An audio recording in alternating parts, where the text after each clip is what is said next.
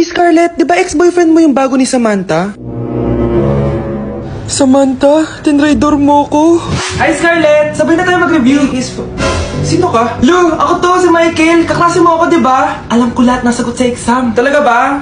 Sige na nga, turuan mo ako dito. Yes! Sabay tayo magiging perfect!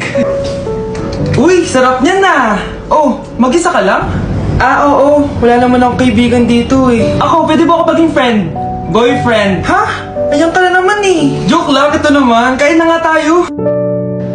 Oh, Scarlett, ano yan? Ba't ka na kasi mangot? Bagsak kasi ako sa quiz kanina. Naku, okay lang yan. Ako nga, araw-araw bagsak sa'yo eh. Ha? Ano sabi mo? Sabi ko, smile ka na kasi pasado ka naman sa akin. Alis na ako, pasok na ako ah. Baliw! Ay, umuulan pa! Ang mga gamit ko! Ayan, di ka kasi nagdadala ng payong. Pag ikaw nagkasakit ha, salamat ka, nandito ako. Michael, ba't nandito ka pa? Hatid na kita sa bahay niyo, baka mapano ka pa. Gusto ko safe ka makauwi. Lo, sige na nga. Ano ka? Scarlett? Michael? Ship ko kayo! You may kiss the bride! Mag-kiss na Kaya, kayo! anong kiss? Lu, parang di gusto. Dalian yun, nakis mo na sa noo!